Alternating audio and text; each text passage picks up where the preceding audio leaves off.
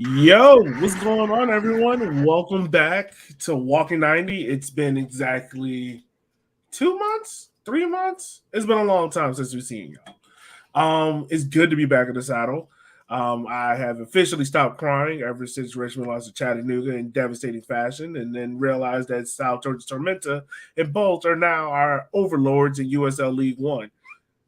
But even through that, Fort Madison has found a way how to spend a whole bunch of money. One Knox came into the league and was like, F that, we're spending more money. Lexington was like, we'll play with the kids. NCFC was like, you know what, we'll try another reboot for another year again. Greenville decided to open up a retirement home, but had to move because that retirement home closed down and went to a new retirement home. Richmond was like, we're bringing everyone back, but you know what, Stephen Payne, you can go to Madison. FC Tucson dropped out the league. One Knox is there. I mean, NOCO is there, but we don't know if they have a stadium, but they might have a stadium, but they don't have players. And even prior to tweeting about it, he's a little bit confused about it. And then all of a sudden you sit there and think about it. What is Central Valley Fuego doing? But we'll answer all those questions more on this week's episode of We had someone decide to quit right before Christmas. Yeah. Where's Lexington and all of that? Well, I said Lexington decided to play the kids because they're playing the kids. They got the one experienced guy in Kalen Fox and said, everyone else, you're being babysat by Kalen Fox. Yeah. Like, oh, you playing in college? Great. You can play here. Meanwhile, One Knox is like, oh, you have trophies. Here's a bag of cash. Yes. And NOCO is like, players. You mean we can't play with Snowman? Like, what is this? What are we doing here? We got Irvin Parr. We're good. Right. Yeah, exactly.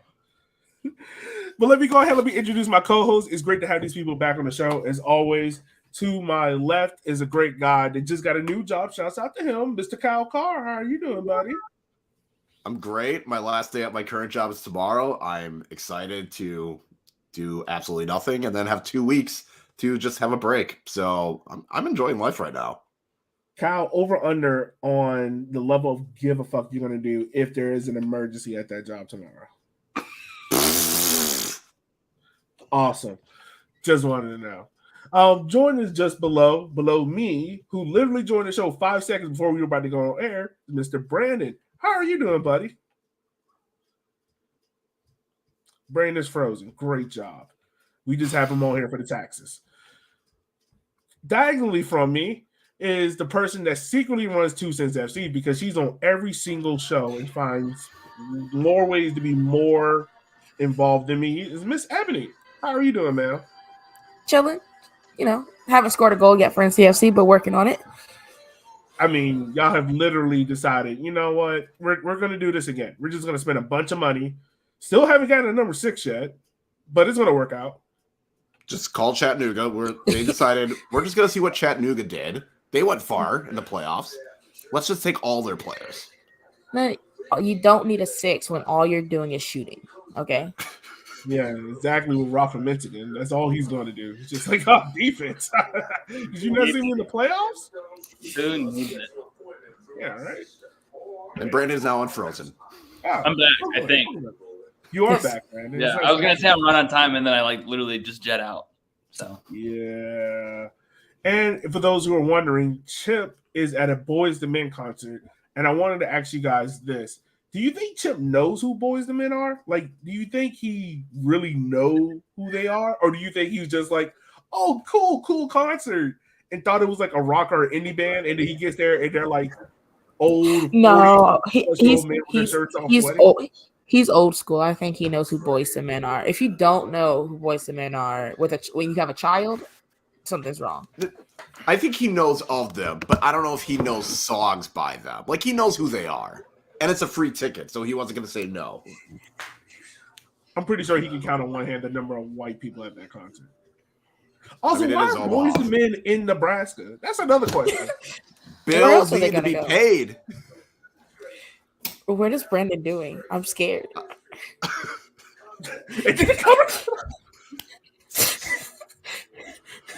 Well, folks, if there's a murder, you saw it here first on Walking 90.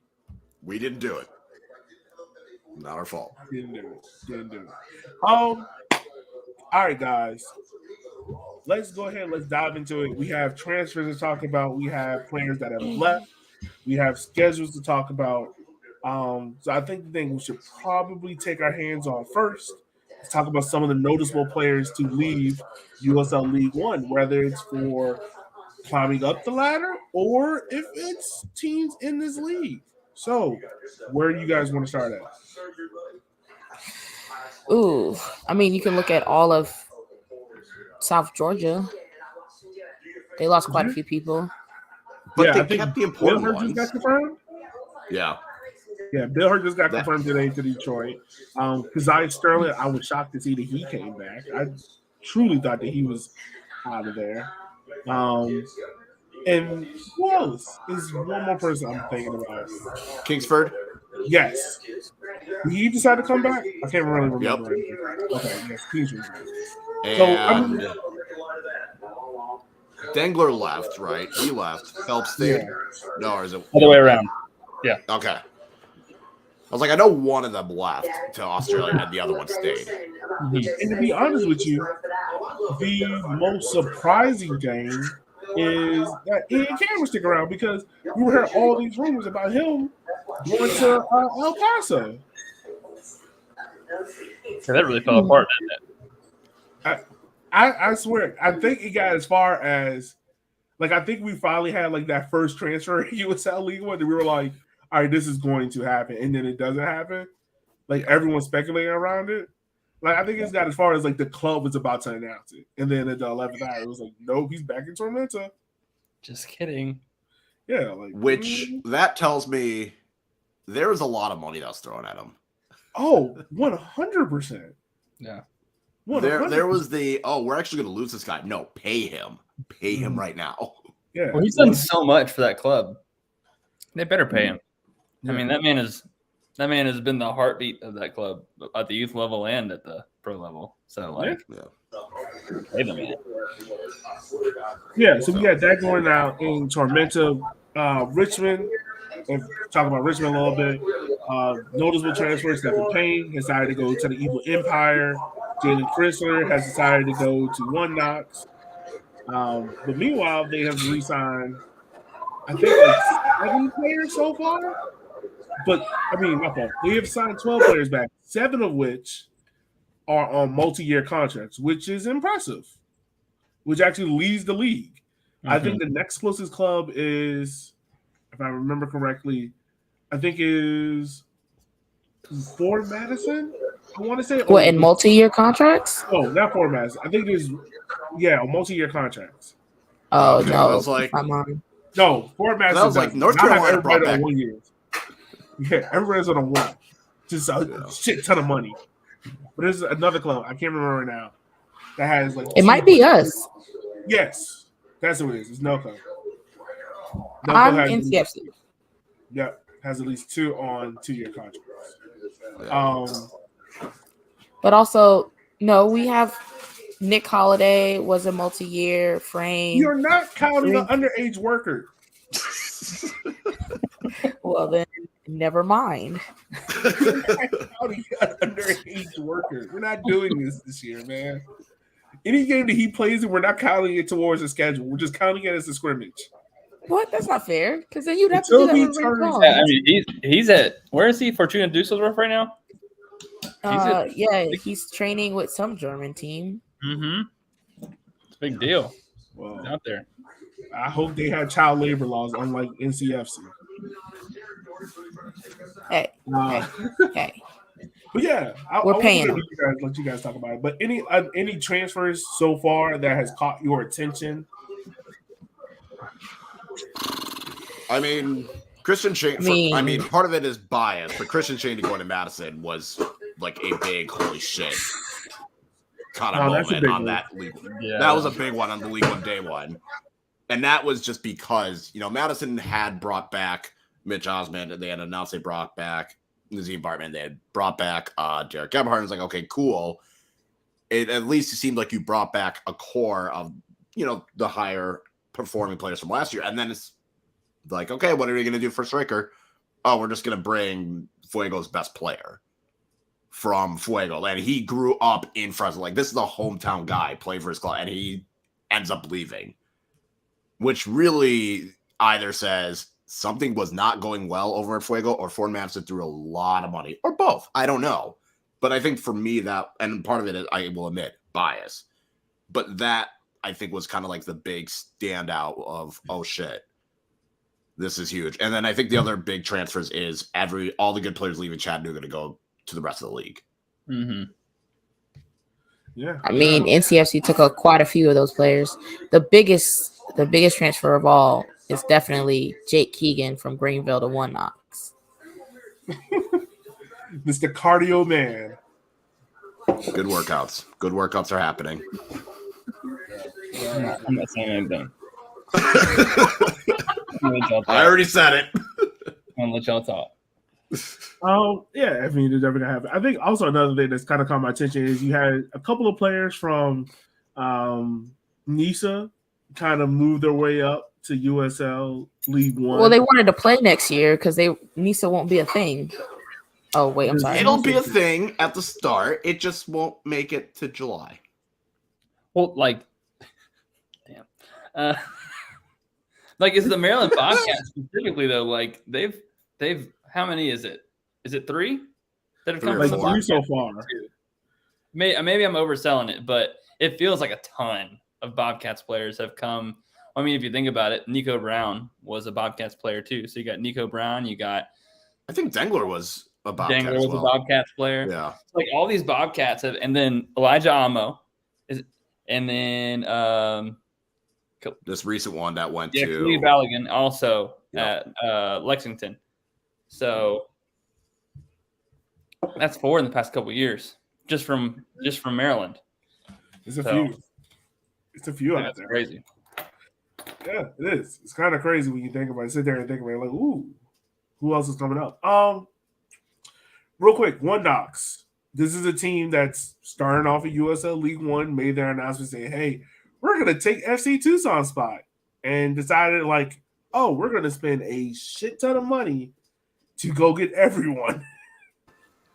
What is the recruitment strategy over there? It's kind of wild to see how One Knox is doing it. It's like wild to see how One Knox is doing it versus how Lexington is doing it, because they're taking 2 very different paths. It's like opposite. I want to ask you guys about that. Let's dive into that a little bit. On one hand, you have One Knox that is like kind of, I guess, quote unquote, taking the Galacticos approach of like, we're going to buy the stars, we're going to buy the proven quantities, we're going to spend the bulk of our money on our starting 11, and then the roster spots might be sparse. Where Lexington is like, oh, we're going to play the kids and we're going to invest in the youth, and we're kind of going to flesh out the 11 and the bench so there's a little bit more balance. What do you think about those approaches so far? I think they're both leaning more towards, I think they're both going like, we want to grow our academy, but they're doing it in 2 different ways. One's like, we're going to buy the academy and make it fit into what we need. And the other one is we're going to live and die by the academy and make it grow into what we need. Yeah. So it's a built versus bought type situation happening. And you got to see which one is going to win. Well, and I remember when Chip and I talked to Sam Stockley, who's now the head coach, but he was the sporting director, and he emphasized, like, we want to have a team down the road. We want to be able to win with homegrown talent. Like, that was his big emphasis. And that was kind of the plan of what they're going to do at Lexington. They were going to have this pipeline where they have this academy, then they can maybe get either USL 2 or the USL League 1 team and win with that. And then those players can, venture off to wherever. So I think I'm not surprised that Lexington went with that approach. I think the thing that's probably the most interesting about it is, on the one hand, it is a live or die, but on the one hand, you're going to have young, hungry players that want to prove themselves and show, I have what it takes to move on to the next level.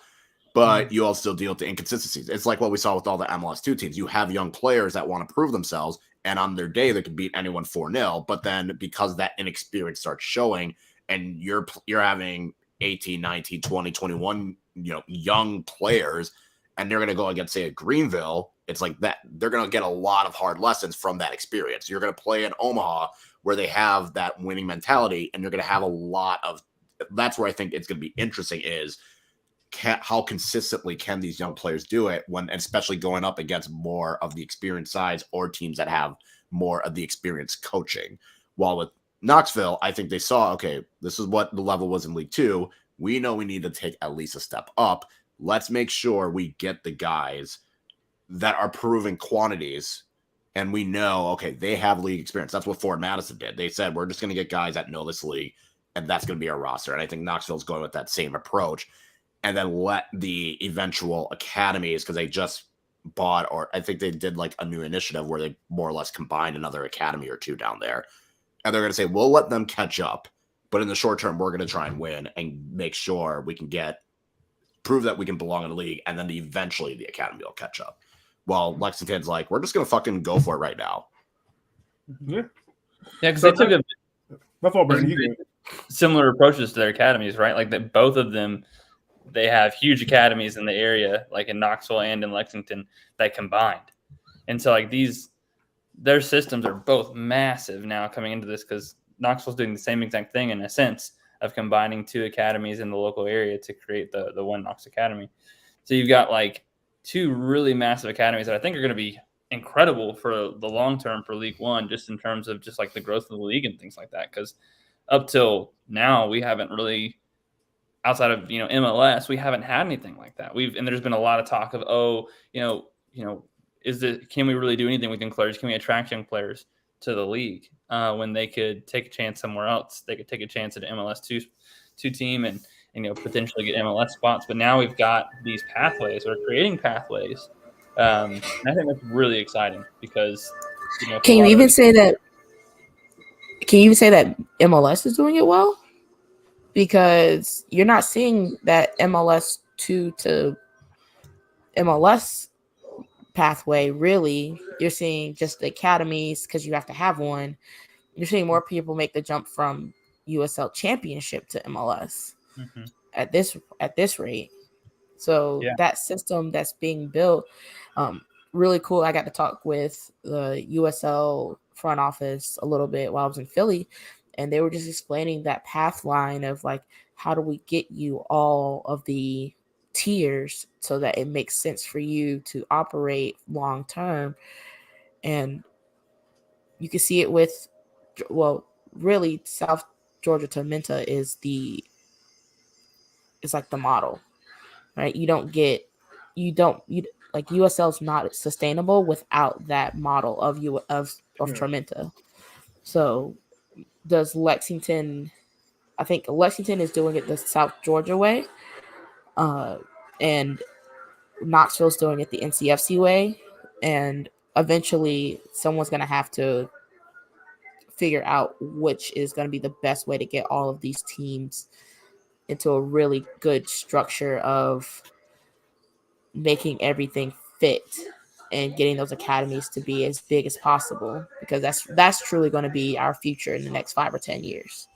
Yeah. And it's interesting though, because if you look at the 3 recent USL League One to some form of MLS in terms of Ethan Bryant, Eric Leonard, and Ryan Jiba, none of them are from teams that have really academies. Like Richmond's probably the closest that had something, but like Fort Madison doesn't have an academy. Omaha doesn't have an academy. It's stuff that or a fleshed out one. So it's interesting that while you see like that pathway, it's still also we have these clubs that have like talented players that are going to go over to this MLS Next Pro and then maybe shoot up to the MLS. So there's now like 2 or 3 different routes. Like there's the go straight up through USL to MLS, or there's this go to USL League One, career over to MLS Next Pro, and maybe go for there. Or in Gino's case, just go straight to MLS. Well, I mean, it's going to be interesting either way how you look at it. So fans, let us know. Like, what approach do you think you would rather have your club do? Would you rather take the One Knox approach or the Lexington approach to it? So it's interesting either way. All right, next team. Let's talk about it. I think let's talk about Greenville. Greenville got some interesting things going on. Got a new stadium. They're playing at Foreman's College. Mm-hmm. That's what, yeah. Furman's football stadium. Yeah. As far as transfers go, I haven't. I don't know if you guys have seen the same, but I haven't seen a lot from them. What do you think is going on in Greenville? Is it going to be a shakeup down there or not? Like, what do you think is going to happen? I think. I mean, yeah, it's kind of hard because it's not like they're running. I mean, it's always a hard loss of Jake Keegan, right? And Paul Christensen deciding I'm going to be a pastor. Yes. Bye. I don't know. Like, I don't think they're fully running it back with their core, but I mean, they kept a good amount of their core though. Mm-hmm. Like, if you look at who they brought back, it was most of the main contributors from last year. But look how long it took for them to announce that. Well, and that's where I think things are starting to, like, this is probably where we got to get some young players in here because we have this group that is old or has a lot of mileage. And we got to figure out, like, how many of these guys do we really want to keep?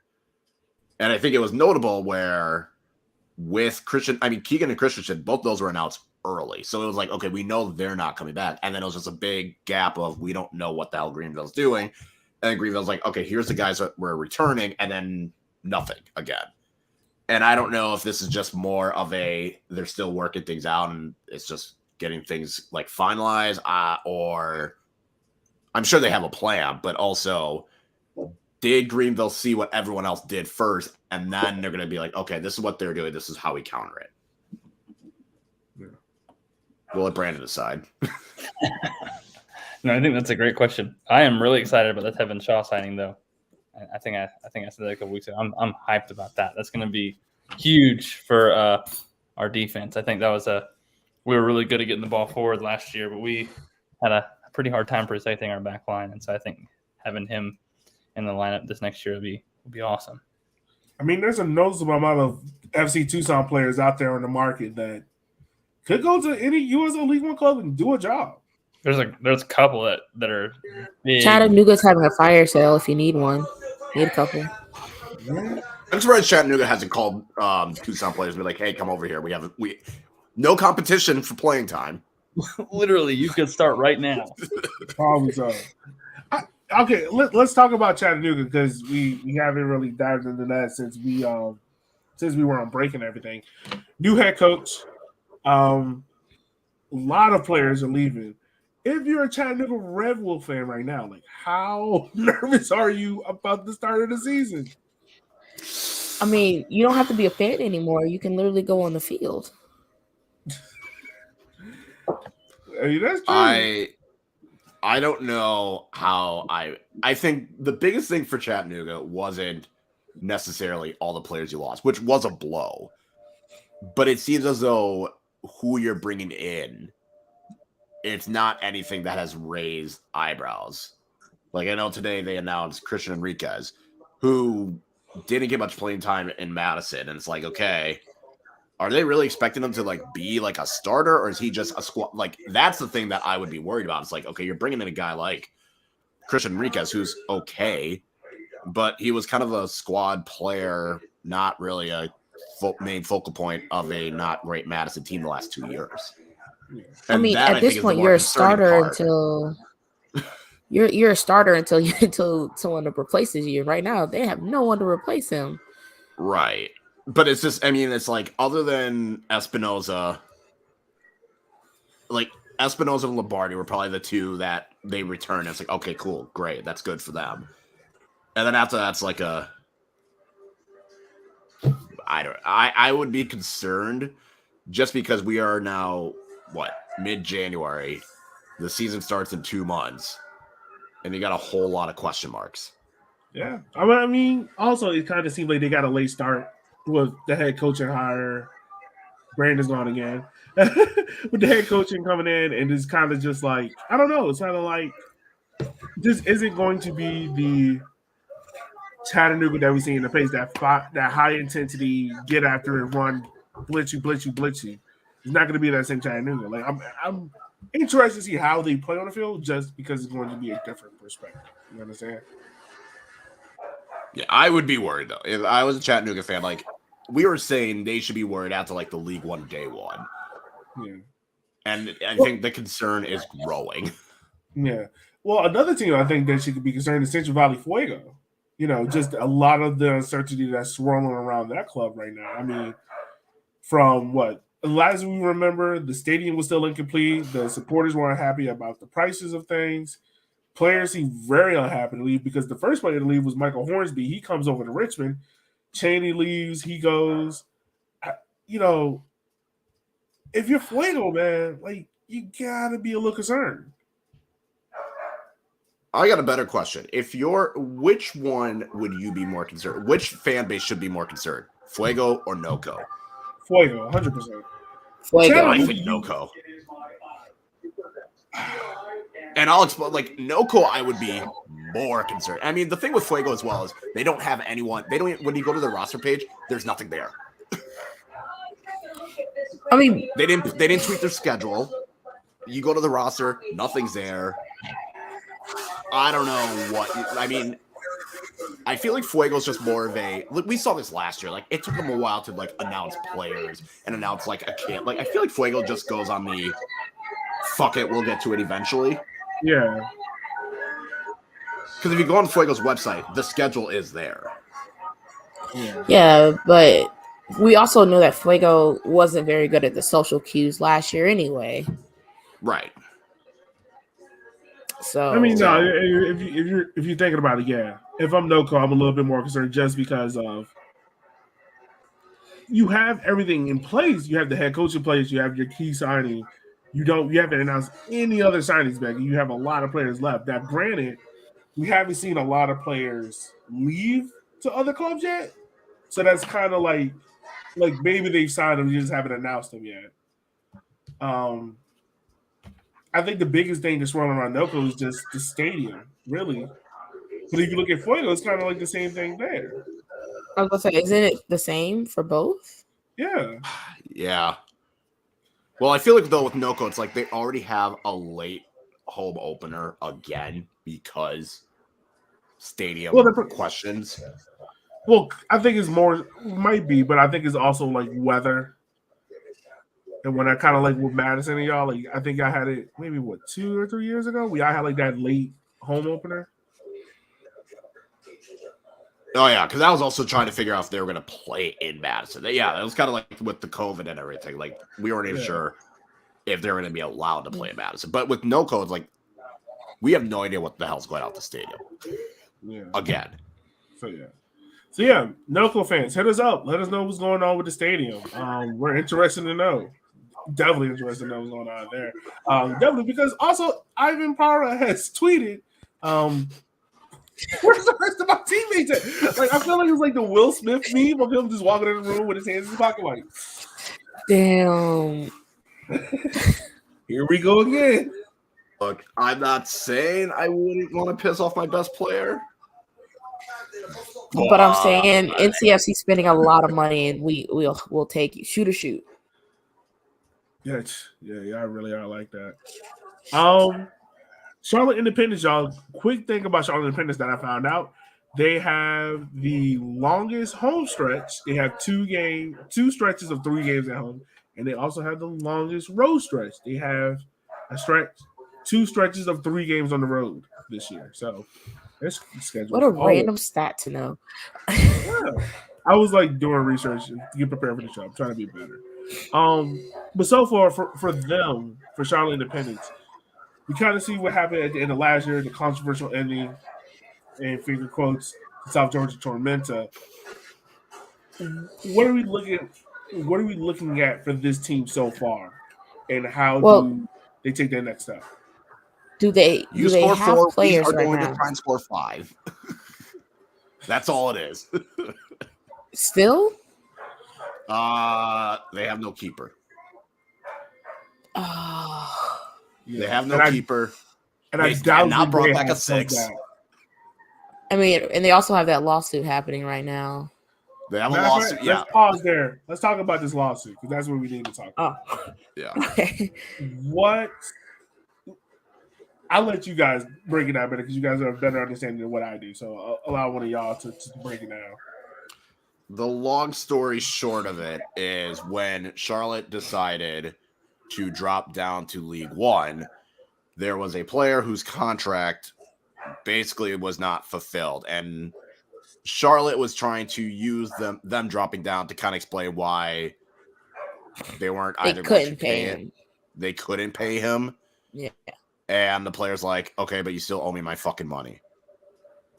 So that's the long story short is Charlotte dropped down, decided for at least one of the players, we're not going to pay you. And the player is saying, pay me. He is turning full Rihanna, pay me what you owe me. Essentially, they didn't buy his contract out from the league, from the championship contract to restructure it for League One. So he's like, you owe me. And they're like, but no. And he's like, bitch, you thought. So, I mean, if you weren't gonna, in good faith, restructure that contract so that he got all of his money, but it was over a longer period of time so that you could afford it, you kind of fucked up. Or come to some agreement. So, even if they had said, like, hey, we can't pay you the full thing. Can we work something out to pay you as much as we can? Or we can do X, like, here's some other things, XYZ, whatever. And yeah, that's pretty much what happened is Charlotte is just cheaping out, which again doesn't surprise me, but this is interesting because I can't remember a whole players association suing a team.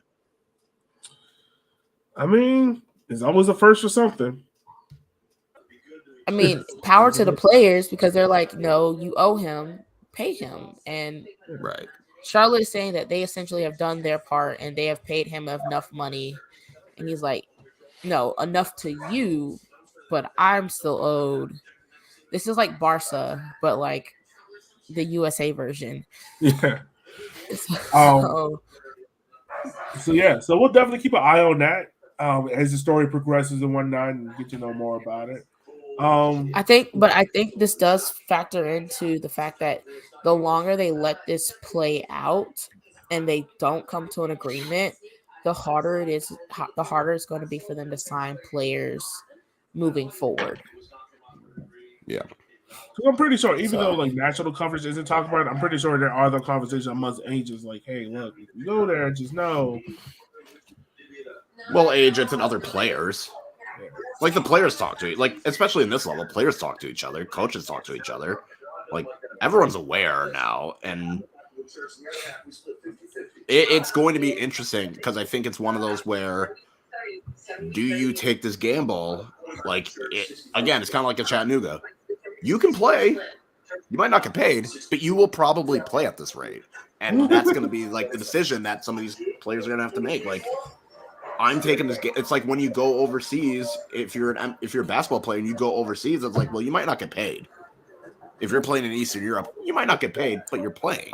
It is 2023. We are past playing for exposure. Like I agree, get your money, but there are definitely some players that are going to do it to get the exposure that they need and to get the fuck out as soon as they can. Yeah. And I mean also like I don't know how much Charlotte Independence is going to be able to rely on Charlotte FC players coming because now Charlotte FC has set up their own MLS2 academy. So that's going to be a hindrance. Which is also wild. That's also wild because their MLS2 academy was supposed to be Charlotte Independence. Yeah. Yep. Nice. So essentially, all of Charlotte has said, fuck you. And now they're stranded.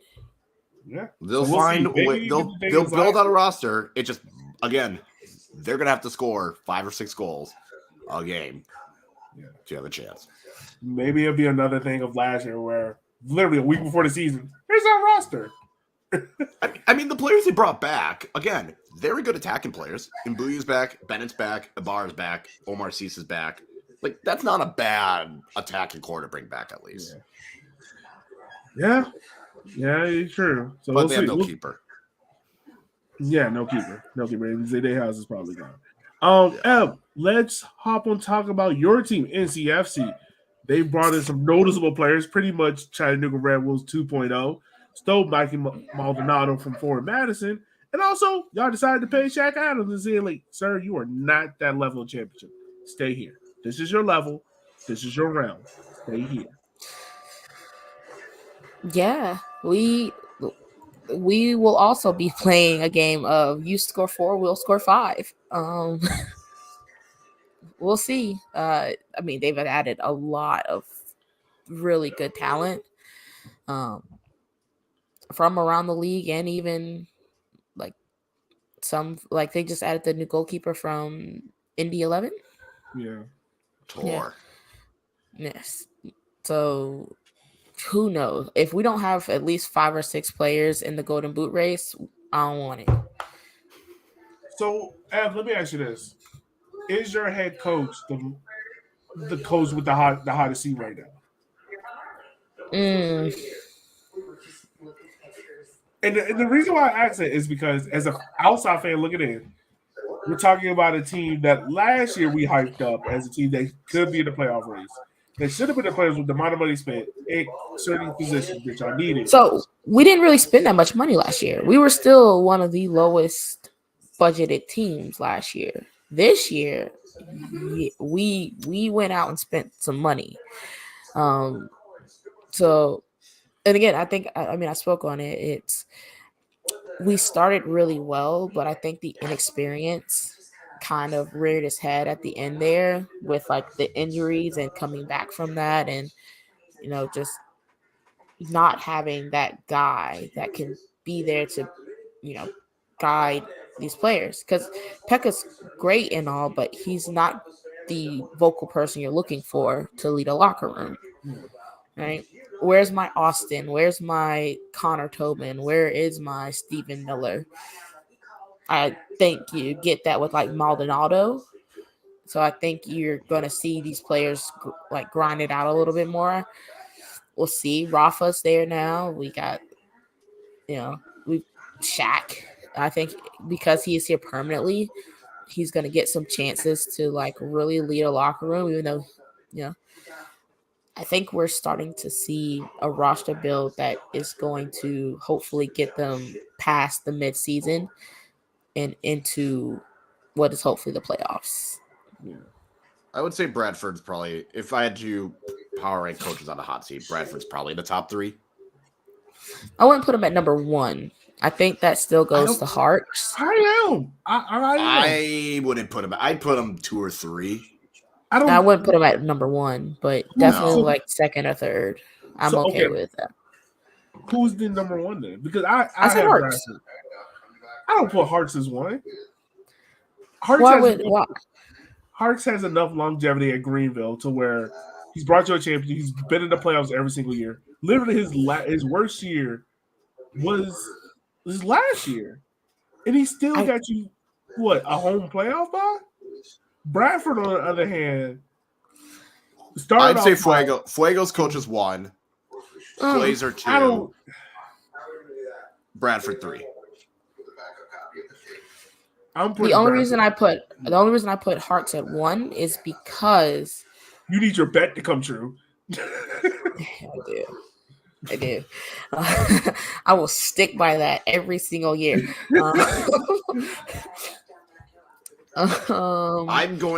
Here's the reason why I'm going to say Fuego's coach, because if anything goes wrong, who's the first that's going to catch the axe? If something goes wrong, who's going to be the one that everyone points to and says, this is the problem? It's the coach. But more can go wrong.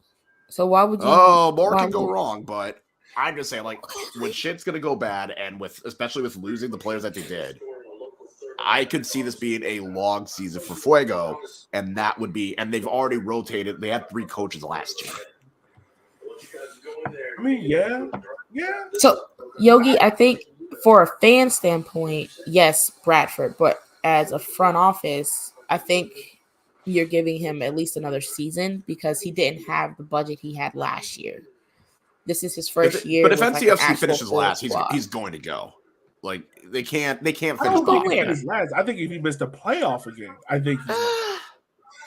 You can't miss the playoffs back 3 years. Yes, I can. I've done it. We've done it. I've done it with. Yes, I can. What I was going to say is, I don't think missing the playoffs would be that awful for Bradford and NCFC. And I think it depends on the manner that they missed the playoffs. Carlin Clark did it faithfully for his entire tenure, except for like one season. And he was the head coach until traffic out. Okay. Yeah. I have Bradford leaning towards. He got the hottest seat. No, I'm not going that far. I put him. I put Fort Madison, and I put Fort Madison has a new coach every season. That doesn't count. Hey, no. We are going second straight year with Glazer. All right, we're good. Yeah, I go with Bradford, Glazer, and I'll go Greenville, Fuego, NoCo. Greenville, Fuego, NCFC, NoCo. I don't know. I see. I can't throw. I don't think I can throw them in there. I can't throw Zaid in there yet until they get a team. If they get a team, I think properly rate it. I think Zaid is also safe because of the run at the end where you got close. Like you're right there. They missed out by a win. Yeah, Fuego was kind of teetering in and out. Yeah, no. It's Vasquez, Glazer, Bradford. I am on a vibe-based economy, and Kaylor has it right. Who needs wins when you have goal of the week every week, okay? We have no defense. We are just scoring 6 goals and hoping for the best. We'll see. They definitely are hoping for the best out there. Well, I would love to know that feeling of scoring goals, okay? Well, hey, you know what? Let's leave it out there to the fans. Fans, tell us, like, what coach right now is on the hot seat? We all got 3 different opinions here. We see it from all 3 different angles. Let us know. Who do you think is on the hot seat right now walking into 2023? Who might need to look for a real estate agent by the end of 2023? Well, Hart should look for a real estate agent for the eventual move to MLS. Sir, every move we try to push this man to got locked up. We're moving him up the Atlantic. We were. I mean, DC's done. We were low-key moving this man. Rooney, we don't know about Rooney, okay? Give Rooney like 3 months and we'll see, okay? Like, Rooney's going to be the coach at Everton once they get relegated. It's going to happen. Actually, Everton's getting relegated? Oh, yeah, true. I mean, the whole city, the whole Scouser city is down bad. Yeah, it's in the flames. Hey, Liverpool won the FA Cup at least, so not all is lost. It's still not pretty, but yeah. I didn't say it was good. I just said it's not as bad. It's better than it was a week ago. All right. Fort Madison. I think the last thing we got to talk about, guys, is of course Union Omaha. His team, Jay Mims, left December 16th. They hired their head coach literally this past week. Union Omaha fans still find a way how to complain about it. They signed a New Jersey sponsor with Hummel, making them officially Fort Madison 2.0, but just in black and gold. And yeah, that's not a real color. It's not. It's just electric yellow. We don't know where Mims. I think Mims take a scouting job. Did he? I think he did. Last we heard from Chip. I'm not 100%. Look, that man dipped hard. He dipped. That man saw that Christmas boat. It was like, time for me to leave. But also, I mean, I think you can see it kind of in the last year. Like Mims got them to. I think he got them to the peak. Like you had that huge U.S. Open Cup run. You got a team that was struggling defensively, had a massive amount of injury. You still got them into the playoffs. You just came off of winning USL League 1 last year with probably the second best team ever in USL League 1 history. I mean, which more was there for him to accomplish there? Is he gonna? Well, I mean, it's like, he's just gonna dip. He just dipped. He just dipped. Like, and the thing is, it's the timing that was always the weirdest part. Because you would think if he didn't want to come back, he would have said that like at the beginning of the offseason. But the fact that it was just like 2 months after the season ended, and you've already started building this roster, and then it's like, okay, I'm actually leaving. Bye. He Deion Sanders said, "Oh shit, look at that." But to Kayla answer your question, no, they still have Zaid. I don't see anything that says he's left. By the way, to answer your question about did they get a new coach? No, I think there was a tweet where the assistant coach left NoCo. But maybe something that want NoCo to be an assistant. I mean, it's going to be interesting there in Omaha because so far, if you go to Transfer Mark, you see who's. I mean, I really can't say who's back. I don't think anyone's back yet. No, they had an initial knew who's back. Mesa's back. I think Shivani Willis came back. Dion came back. I just want you to know, I went through all those transfers on a transfer market, and there was like none for several teams. Yeah, no, like Omaha brought back a core of players, but here's my bigger concern with Omaha, and it's more with the new coach, which again, I don't know. I did not know who this was, so I'm not going to act like this is a bad hire. It seemed like it was a solid hire. Seems like a guy that knows lower league soccer at least. But starting this late and trying to get your roster built and trying to have guys that you want, that's going to be a lot tougher for him now because you're, again, 2 months from your season opener. And I think it's going to be a lot of mad dash trying to put everything together at the last minute. And does he have the players that he wants to make whatever tactic he wants work? Yeah. And it's the same with Chattanooga. Like, trying to get a coach. When you get a coach late, you're playing catch up with everyone else. Yeah.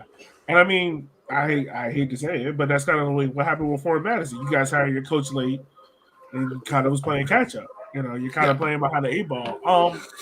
And honestly, I think about it now. He's a coach in the hot seat there in Union Omaha, more from the fans' perspective, because you got Jay Mims leaving, who's kind of like this local legend that brought success 2 years in a row, well, really 3 years in a row. You come into that, and we know how volatile Omaha fans can be. They can turn quickly, and you don't get a string of results there. It can turn ugly. Well, what's the saying? You never want to be the guy. You never want to replace the guy. You never want to replace the legend. You always want to be the guy that replaces the guy that replaced the guy.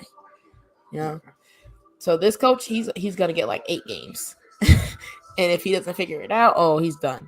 Oh, no. If Omaha loses that first game to Madison, hot seat. Number one on the hot seat. Woo! Those fans they're going to have torches ready. Oh, yeah. Yeah. If Omaha loses to Madison in their home opener, nope. So their first 5 games, we're going to talk about the schedule a little bit, but we're going to talk about their first 5 games. Madison, you got Knox on the road, Central Valley on the road, North Carolina at home, Charlotte. If you don't walk out of that with at least 3 wins for you Omaha fans, is it over? Oh no, it's not over. Like but just know they're going to the local grocery store and getting some tiki torches. Like they might start barbecuing soon. Damn. Yeah, it's gonna be hot. It's gonna be hot. They're gonna be barbecuing something more than corn. But I think that's the majority of all the transfers that happen. Obviously, there's going to be more transfers that happen over the course to the starting date. But those are the main ones that kind of caught our attention. I don't know, something about guys, let's also talk about the schedule that dropped. 32-game schedule. I got some clarity from Matt Myers, my good co-host of River City 93, about why it's 32 and not 33. And basically it comes down that every team has an equal number of home games, equal number of away games. It's somewhat balanced. There's a little bit of balance in there. I personally would have loved to see 33 all around, but it is what it is. I'm going to ask you guys this. What are some of the noticeable games, not only for your club, but around the league that you're like, all right, this is a game I know I got to watch? I think we were talking about it. We had chatted about it. Yeah. My one is gonna be Knoxville versus South Georgia Tormenta. That's the battle of two academies, right? That'll be fun. I said Omaha Tormenta they play late in the season in October. And that could have a lot of implications, whether it's for playoffs, whether it's for home field, whether it's the ones like that will be an interesting approach. And I think a lot of it is just going to be Tormenta. Both teams brought back a core of guys, but Tormenta's core won them a title, and Omaha's core, a good chunk of them were part of that title-winning team. And it's just going to be interesting to see how that, especially how the season shakes up. That just has so much implications that it's going to be huge. And I think the other thing I said was Knoxville, Greenville, just because it's kind of like it's like the new, we're going to spend all this money against the OG. Yeah. So a few that I got on my list I got Richmond versus Tormenta. What is it? April 29th. So you got the regular season champs versus the US League One playoff champions. I also have, what is it? I had it pulled up here. For Twitter purposes, Lexington, Knoxville will be fun. Yes, that will be fun. July 26th. Kyle, this is going to be a good game because Tormenta comes up to Fort Madison. And do you know who comes back? Cassini. I know. He makes his return to Madison. And this is a guy who when 6 games left, made it seem like he was retired. He is done. He's going to go take care of them kids. And their Tormenta was like, you like money? Come on down. It'll definitely be interesting. I like the Smoky Mountain Derby. That's a funny name. The Sad Boys versus this is for all of Tennessee. Yeah. It's Chattanooga versus One Knox. That's gonna be a fun one. Another good one is going to be that March 25th game, Greenville versus Richmond. That's always a fun game. Charlotte versus North Carolina, April 8th. That's going to be a good game. And also the opener, North Carolina versus Tormenta on a Friday night. Yeah, we might have to do a special We might have to do a special show for that game. Man, that's a 5 o'clock kickoff on a Friday. Like, we don't have work. Yeah, y'all bugging. Okay, I got bills to pay. It's going to be is this the end of the road match? Fuego against NoCo. The fire. Are we gonna exist? Are we gonna exist at the end? I don't know. Well, much like their condoms, you only use it once, and then after that, can't do it anymore. Kayla said, "I love that Charlotte versus USL PA. That's gonna be an amazing one. I agree. The real one. Omaha fans. That's always a good one. Yeah. The real game is definitely going to be the Juneteenth Henny Derby in Richmond this year. Special episode? Our first in-person show? That's going to be amazing. I'll be there. Oh, yeah. Our first in-person show? We might actually no, because that's a lot of Henny all at once. And it needs to be that needs to be Friday. That needs to be on Friday. That cannot be on Saturday during the day. That cannot be the Sunday morning. It's got to be Friday. That's going to be the time that it's got to be that Friday night. Hey, folks, more details to come. You know the crowd is coming, and it's going to be. It's going to be a special. We might get the cops called on us. And that's why it's got to be the Friday. If we're gonna do the show, it's got to be as early as possible because there's no guarantee the state that anyone will be in after. We're all about to be drinking Henny and Red Bulls from 8 a.m. From 8 a.m. Saturday to 8 a.m. Sunday, and no, 8 to noon. Coffee and Henny. See, you thinking small. You thinking small. You gotta go big. Small? I'm thinking I need to get at least to noon, and you're gonna put Red Bull and Henny in my system?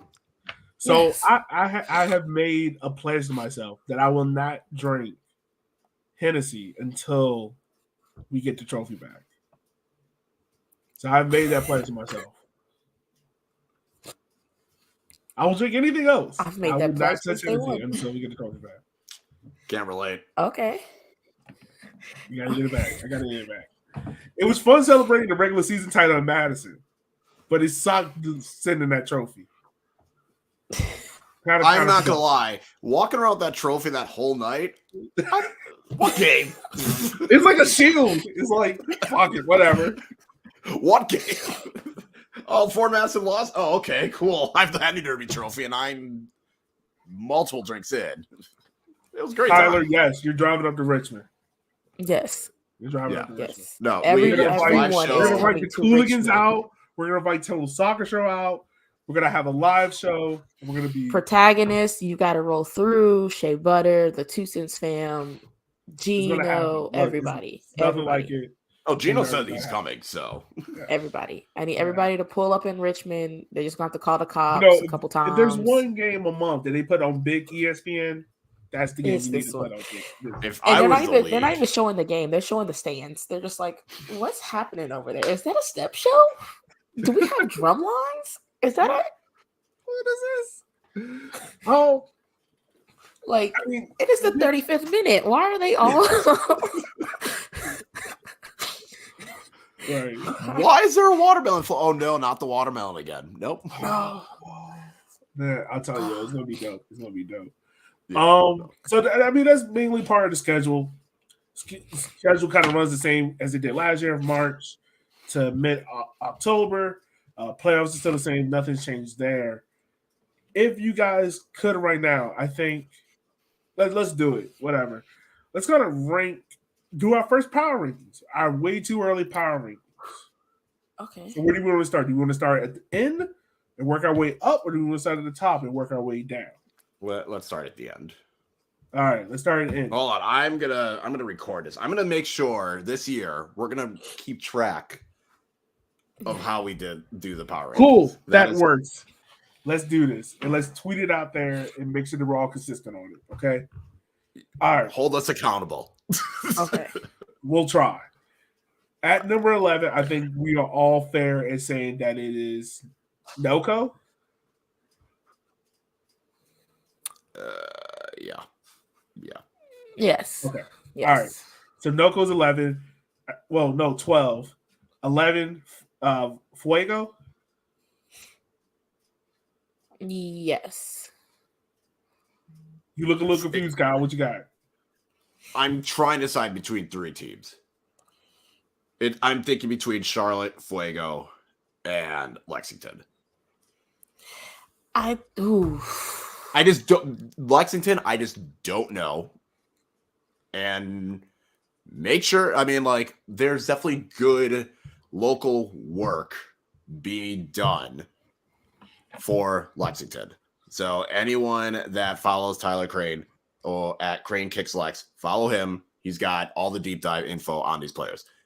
That still doesn't help me know to what extent. So I'm trying to decide between Lexington, Fuego, and Charlotte.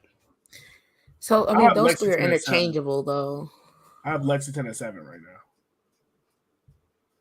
I'm fine. You're putting Lexington at 7? With Fuego, who we got? Fuego, they're up there. They're not like playoff potential, but they're up there. I put them in between 7 and 9 right now, based on who they have. I can't put a team in front of them who literally doesn't have anyone. Noko, Fuego, Charlotte, interchangeable between. Are we all in agreement that Noko's last? Yes. Yeah. Noko's last. Fuego is 11. Charlotte's 10. There you go. That's easy in itself. Sure. Honestly, any of those three you can interchange and it'll be yeah, that makes sense. Yeah. All right. I'm just going to do Noko, then Fuego, then Charlotte. Yeah. Works for me. All right. All right. So you got that. I think What we're working on 9. Yeah. Number 9. Give me Chattanooga. This is where I would have put Lexington. Okay. As much as Chattanooga has lost, they still kept some quality. I slightly lean Lexington just because, again, unknown, which does play in their favor as well. But okay, I'll keep Chattanooga at 9, but I'm cool with that. What we got now? 8. So that could be Chattanooga. It's Chattanooga. We not gonna put Union Omaha? No, I'm giving 7 to Omaha. See, okay, that's why I have Lexington at 7. Just right now, like I can't. It's hard for me to put a team in front of a team that has players right now. Like like we just made the case for you, Omaha. Why you should be a little bit concerned because you just got your head coach in this week. You're already late on recruiting trail. It's kind of hard to. Union Omaha, what Union Omaha brought back gives me more confidence than what Lexington might bring in and what Chattanooga has brought in. That's the only reason why I have Omaha ahead. Because at least the players they brought back, I have more faith in. I mean, if I'm sticking to the big, I haven't fully looked at who Union Omaha has brought back, so that's fair. I understand. Okay, I'm cool with that. Knew who's back. That's huge, right there. Yeah, okay. That's big. I'm cool with that. Yeah, you're right. I'm cool with that. Okay, so just to go over it again, we got NoCo, Fuego, was it Chattanooga? Charlotte. Yeah, Charlotte, Lexington, Chat. Oh, you know who I forgot? Union Omaha, right? I forgot Tucson. Tucson not in the league. Oh shit, that's right. Tucson is last. Tucson will always be gone. I was like, not Tucson. That's why they're not even here anymore. No. God damn it, Amp. Damn it. I get that it happened a long time ago. But no. Tucson left in the middle of the season. It was just like, hey, bro, we just gonna play the year. Season ended Saturday. Tucson made the announcement Sunday. That's why I talked to John Perlman. I knew Monday. they had left. Like, damn, I knew they left. And in my head, I was like, man, we're missing someone. I'm pretty sure Tucson season ended Saturday. Come Monday morning, the announcement went out, and then Perlman was telling us all the information like Tuesday. Sorry, that Jane was so hilarious because it literally was like game ended. He put out the tweet. We all woke up to it. It was like, wait, what? What is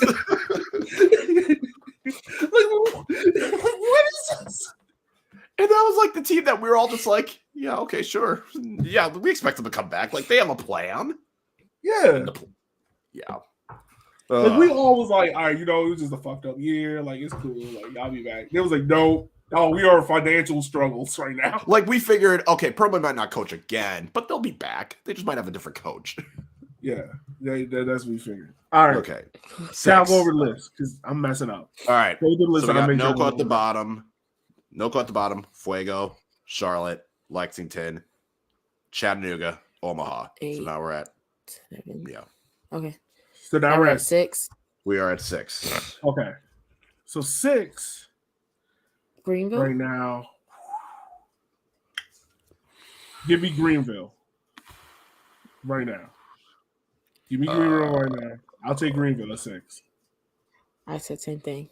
Yeah, just I'm putting them at 6 because the stadium, the roster. I'm interested to see how they build the roster out. If they're going to go a little bit younger, I'm interested to see how that builds out. I mean, you could also put Knoxville here, but Knoxville, I'm leaning a little bit. I'm surprised where I got Knoxville at right now.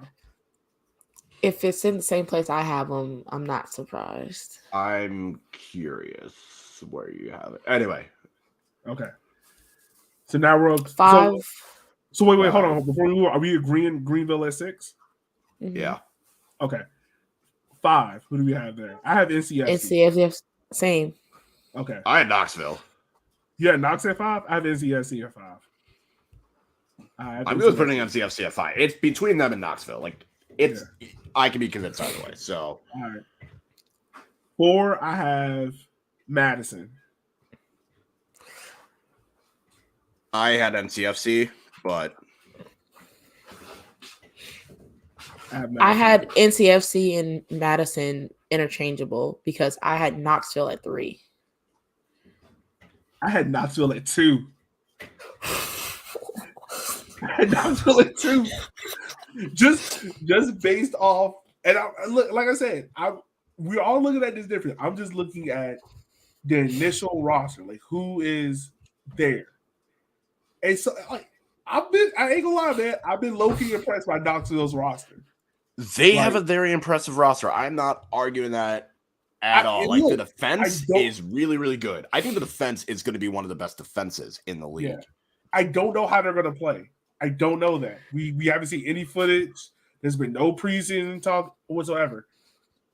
My concern is if Illich doesn't score, who will? And I know Brandon was very high on Volinkel.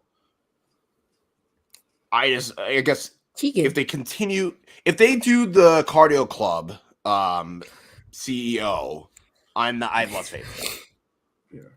If they play Volinkel and Illich, and those two in particular, those are the ones that I think are going to make or break Knoxville's attack. If they play well, Knoxville's going to go really far.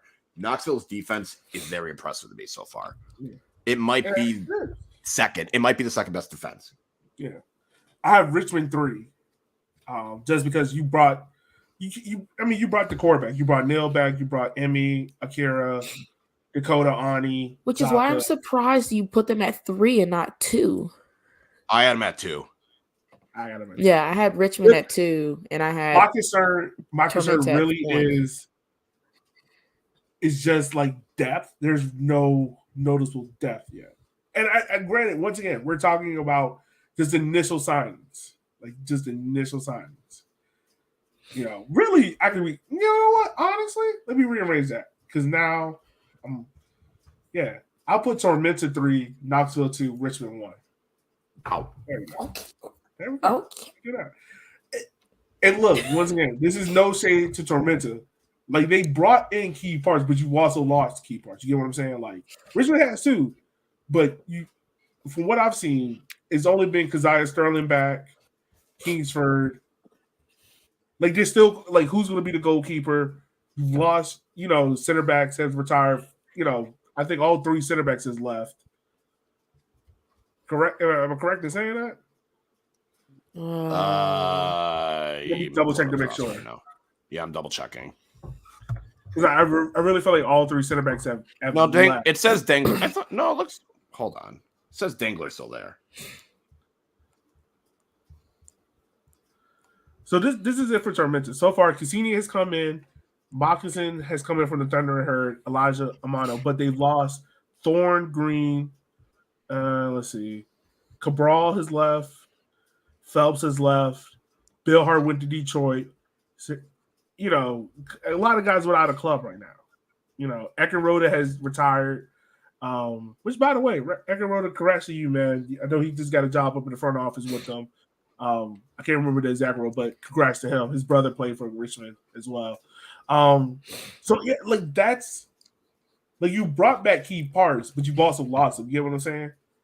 So that's why I put Tormenta 3. I put Knoxville 1 because it was impressive what they've done so far. Richmond, they have the academy to pull from to be great, which is what they did anyway. Yeah. So no, they do. That's what I was going to say is they brought back a good enough core, and they always seem to have someone from their 2 team that will move up and shock us as well. Okay. See, I didn't know. Thank you, Like, there's I didn't know. So like, out of yes, 9 that they left, lose have players. returned. There we go. And Dingler is still there. Okay. And again, like we thought after Micheletto left, they were in trouble. Oh no, we know Ekenrode isn't a key part. Okay. It's just, so I guess we're trying to fix. So we're down on. to the top 3. So Madison, Richmond, 1 Knox. It's real. You can go either way with those 3. Not Madison. In the top 3? You threw that in there. Oh, that did. Did I say Madison? No, Kyle did. Well, I mean, if you want to do top 4, you can any of those top 4 are interchangeable.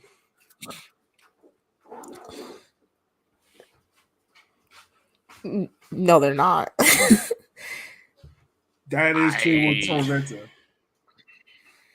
Because I'm not gonna lie, like I'm pretty sure all of us, we were all shocked to see Keziah Sterling come back. Because we all thought, like, oh, he's going to leave. Like, we were sure, like, he's gone. Oh, yeah. No, as of right now, I will still put Tormenta 1. Okay. I'll put Richmond 2. And Yes. one Knox 2. Yes. I'm putting Madison at 3. Of course But if we're doing it as a consensus, we can do Knoxville 3, Madison 4. I'm fine with that. I'm fine with Knox. I'm fine with Madison at 3 and Knox at 4. I'm cool with it. I can deal with that. All right. I can deal with that. I can deal with that. Yeah, again, that I feel like, yeah, like you guys said, top 4 is very interchangeable. And then you have this next tier where it's like NCFC is like there. And then you have like Greenville, Omaha. And then it's like and then Chattanooga and everything else is like, I don't know. Yeah. Not honestly, that's what it is. The top 4, those top 4 teams got a lot of their work done early. Now they're trying to build out the rest of the bench and whatever. Then you got Greenville, who's starting to, and North Carolina, who's starting to figure out, like, all right, let's finish out the 11. And then below that, you kind of got the rest of the teams are kind of like, all right, I guess we'll start signing people. Maybe this is a thing. Go off of that for like the League 2 coach thing. That's still 12 to 14 matches to manage. Are there coaches out there that are actually coaching all season? Boy, I think it's gonna be he's gonna coach solid 12 matches. The players are gonna be like, we're just gonna fucking do it for like 4, and then the rest is just gonna be everybody else fucking up. I mean, we'll see. My team. It's gonna be interesting. It's gonna be interesting to see how one Knox approaches. I don't know what we're hearing is just 3 in the back system. Which that's dangerous. That is never ideal to do. That's so dangerous, especially in this league where literally everyone is scoring. We had some of the highest scoring games last season. Everyone playing so direct. Yeah. Playing direct does not work. Trying to defend with 3 in the back doesn't work with the direct style of play. Mm-mm. It does. You're going to get burned, and oh my God. I don't recommend 0 out of 10, several notes. I've watched 2 years of 3 in the back. It's not fun. It doesn't go well. There were 2 6-2 games last year. Don't do it. Don't. Involved with the team that played 3 in the back. There was a 5-5. There was 2 6-2s. There was a 7-1. Most of those involved the team that played 3 in the back on the losing side, which is hilarious. Yeah. Yeah, man. I mean, I will say this also. I'm very happy to see we have to do CBA coming place. I'm also very excited to see that a lot of players, like the level of play at USL League, what has grown again, but also like guys are not getting long-term deals. You know, it's no longer the short-term thinking of, okay, I'm here for a year, I'm here for 10 months, then I'm on to the next thing. It's like now you can plan for 2 years. You can probably stay in a place, you know. Which is, you know, I'm happy to see that within Richmond. It's like, you know, I'm not thinking like automatically thinking like Richmond's going to go out here and just gunshot the league, but it's also like, yo, we have a core that we've seen over the past 2-3 years. Now they're going into what, year 4 of knowing each other, you know, so that's pretty cool to see. Well, Nazim Bartman said that back at the end of last year. He was like, the difference between a Richmond, a Greenville, and Omaha, like the difference is those guys have played with each other. The chemistry is so much higher because they played together and know how they play. Yeah. And that's going to be the difference that's why, getting these 2-3 year contracts is going to be huge because you bring back these guys and they know how to play with each other, and it's just plug and play. You're just plugging in whatever gaps are there. That's going to be huge that's why I think with Greenville, I can see them doing well again because they brought back a core guys that know how to play with each other and and they do it well. I mean, honestly, essentially, it comes down to also when we talk about it, like in terms of transfers, like it's no longer like, oh, okay, I can just wait for the guy to run out his contract and decide I'm on a free. Obviously, you still see that, because it's the manner of lower league soccer. It happens in England, it happens in Scotland, it happens in France. Guys sign one-time deals, they want to show what they can do, and then eventually get moved to the next step. But for guys that are like, either like I'm comfortable here, I want to play here, or I'm getting paid that, long-term money. If a team comes in and be like, yo, we want to, say for instance, a team comes in and say, hey, we're going to get Neil Vigneault. They're going to have to pay a transfer fee to get him to break that contract. You know what I'm saying? And that only does good for the league because now it grows it to another level. Where, again, we just saw with Omaha, they had a guy on contract. Minnesota decided to draft him. I still don't understand how the fuck that worked. Yeah, but that's just a great example of like, Omaha had it, and it's like, you need to pay if you want this guy. And Minnesota paid. And that's going to be huge for Omaha because that is a lot of money coming in that they can use either to build out whatever infrastructure they need, an academy, bring in players. They have that money now, and that's huge. And I mean, we were talking about a $40,000 transfer being a big deal, and now it's like we're getting to triple, like 6 figures. Yeah. Same thing. Ethan Bryant going to Sporting KC too. Is that not the same kind of money? I think it's like $75,000. But it's still 6 figures, but it's still like money. lower. Yeah, it's still good money. Like that. That's still money that 2 years ago he wouldn't have gotten that. Like Richmond would not have seen that money. No, absolutely not. Absolutely not. But getting $100,000 for a kid, like a guy that won Young Player of the Year in USL League 1. Matter of fact, both of the guys that were in the race for Young Player of the Year have now moved on, which is really interesting, cool to see. Wait, who was the other one? Oh, yeah. Yeah, Jim. It was him, Ethan Bryant, and Omar Cease. Yeah. We haven't heard from him, so we don't know where he's going. He came back? No, he's back in Charlotte. Oh, he came back? Okay. He came back. All right. So, I mean, it's interesting to see that dynamic and what's going on there. Just, overall growth of the league is growing. Even if you want to look at teams like a Charlotte or like a Fuego, even though we had them ranked low in our power rankings, it's still like guys are going there playing well and then getting that move on up to either like a Charlotte FC or Cheney getting his big money move to Fort Madison.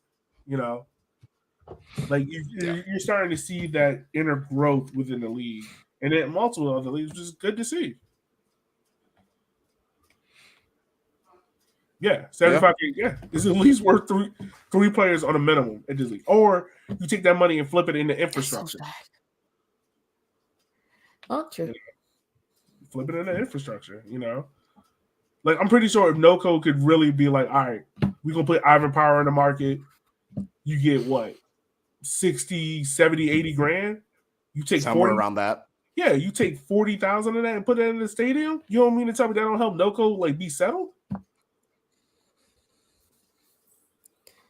It could help them do something. It could help them stay at a place longer than 2 games. Yeah. Oh, and you asked where we getting transfer numbers from? Really, it comes from like Transfer Mark, and you just try to ballpark it based on how much the guy is worth. Transfer Market, or hopefully you have a source that might have a number. Yeah. Hopefully. You try to just bookmark it. Like, now, if you're like Ebony and saying somebody in the league worth $1 million, you're absolutely wrong. We're not listening to that. Hey, whoa. We're getting there. It's not that there isn't someone that's worth $1 million. It's that who she thought was worth $1 million was the problem. Who did she? I can't remember who she thought was worth $1 million. Who was it? It was what's his face? It was an NCFC player. I know that for sure. Yeah. I mean, obviously, I'm always bet on my guys. But who was it? But it wasn't even the right guy. Yeah, it wasn't. It wasn't Nick Holiday. I know that for sure. He might be worth it now. So right now, the highest marked guy on transfer market in terms of market value is Keziah Sterling he's worth $300K. Trevor Mbuyu second. It was worth $1 million. Okay. Sam Brotherton is third. I think Ivan Power comes in at $250. So I was way off. Hold on. Sam Brotherton is third in the league for highest. I can show you right now. Hold on. Being a international will help your value. But again, but here's the thing: transfer market doesn't follow. Minneapolis said Debo was only 50. You're lying. There's no way he was only 50. But the thing with transfer market is I don't think they cover the league well enough to get the actual Because you think of Sterling, you're looking at Sterling's background. You're looking at where he played, where he was. Like, this is a guy that made an appearance in the Champions League that automatically inflates it. Sam Brotherton had played for the New Zealand national team. That automatically inflates the number. It's no way how he is the 8th most expensive player in the league. It's no way. Right. Chef So is that it's 8. It's no way. No. And he's higher ranked than Bolaños? Absolutely no way. But that's what I'm trying. That's what I'm saying. Wrong. I'm not basing it off of that because no. There's probably 2 or 3 players that are actually feasibly could go $1 million. Yeah, it's crazy. There's not that many. It's crazy. So yeah, damn, that's fucked up. Juan Agudelo is still 300,000. That's what I'm talking about. Ain't no way. Wow. Ain't no way. In 2015, maybe in 2015. Whole site broken. Yeah, maybe FIFA 12. No, FIFA 12, he was way too expensive. He was too young. They were boosting that number up. And you're right, Kyle. Yeah, like some of them come from agents and whatnot. The hard thing is about lower league soccer, definitely here in America, is like it's hard to figure out how much players are earning and transfers. Like you'll always see, we have sold this player for beep.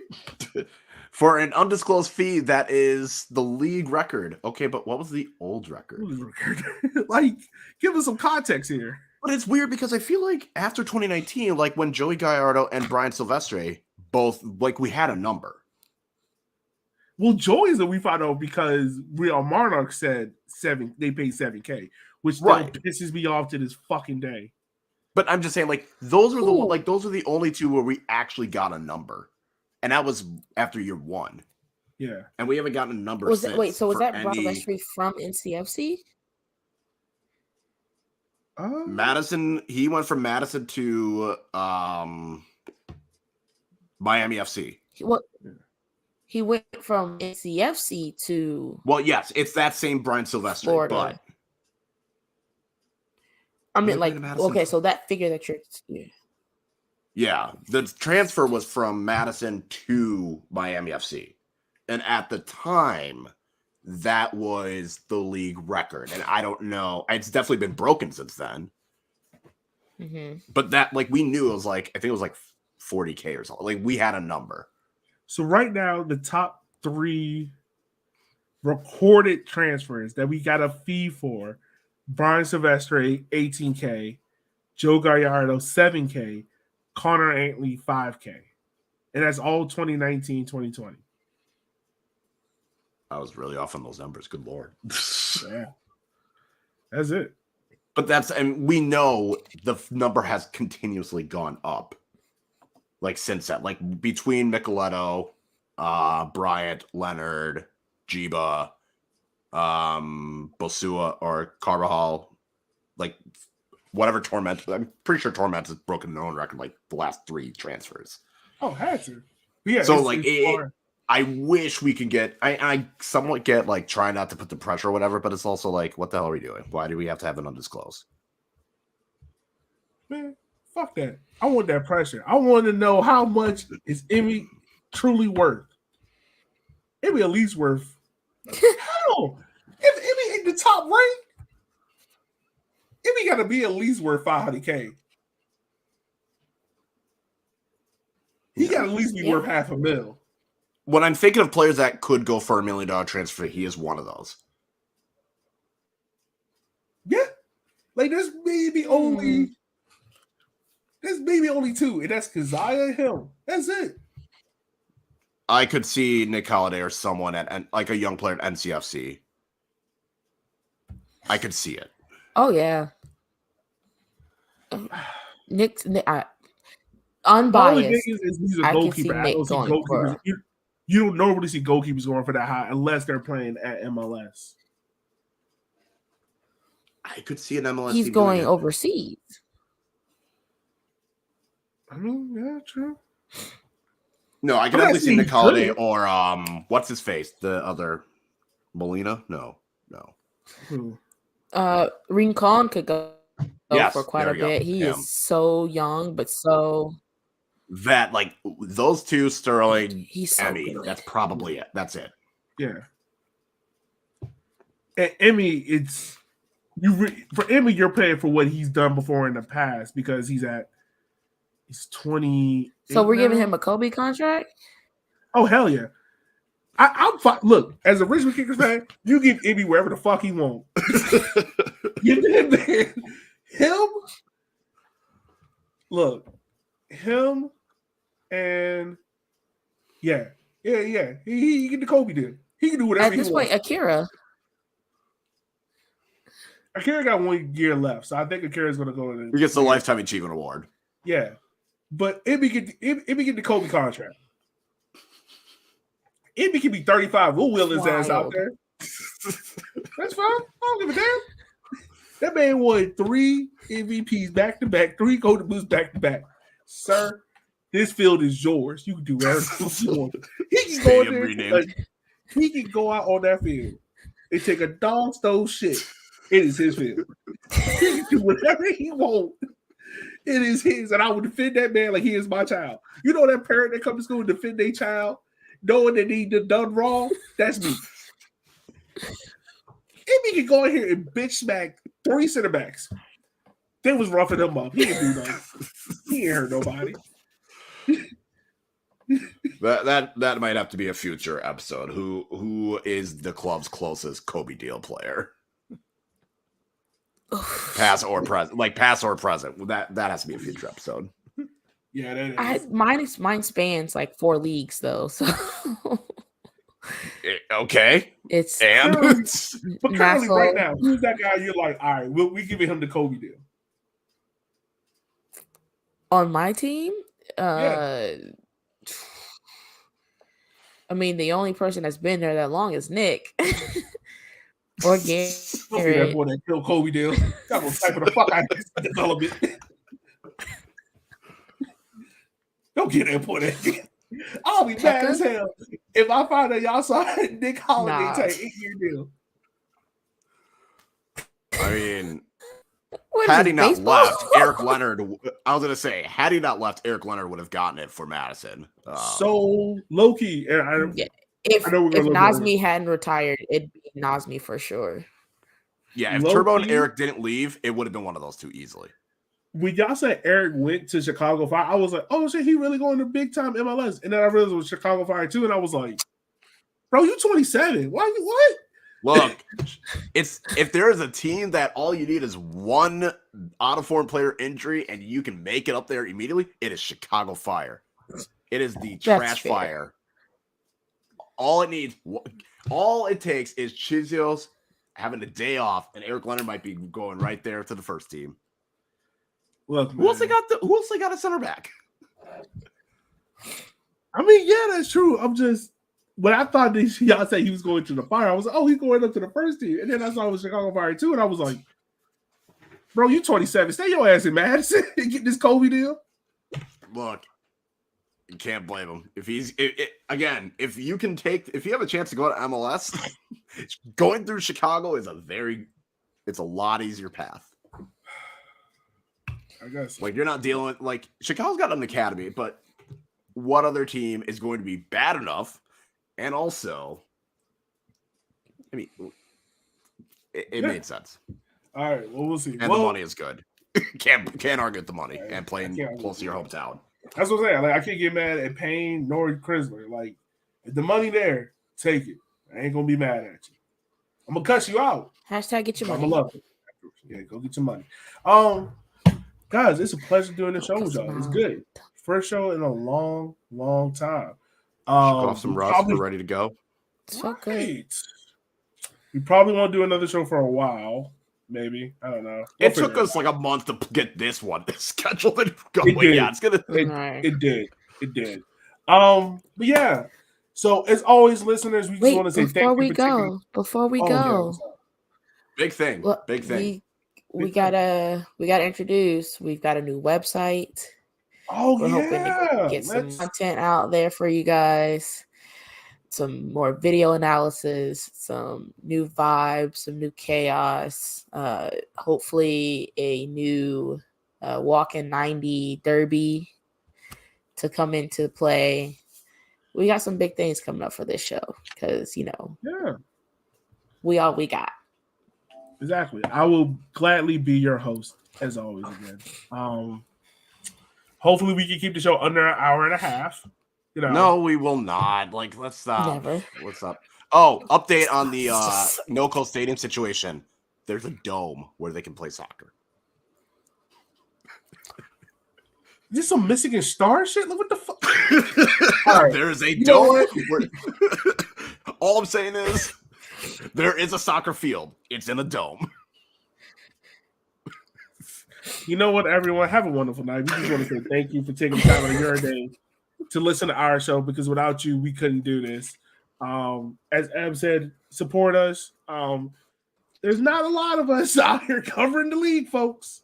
You got us, you got the independent podcast covering the teams, and then you got, by the way, I want to shout out League One Updater, doing a fantastic job, has a nice website. Just released their first podcast as well. Kane Kicks Lex. Tyler's podcast up there covering Lexington. I don't know. Is anyone doing One Nucks yet? I'm sure they got someone doing something. I haven't seen anything. They got an active SG. I'm sure someone might be doing something. So yeah, we just want to, honestly, shout out to everyone covering the league. It's hard work. It's long hours. It sucks, but stick with it. This year is going to be amazing. We're going to have a lot of fun with it. We got a lot of amazing stuff going on. So as always, from us to you, have a wonderful day. And remember, get your money, but just be aware of the cuss out that's going to happen. See you guys next week. We'll highlight y'all. Be easy. Why do you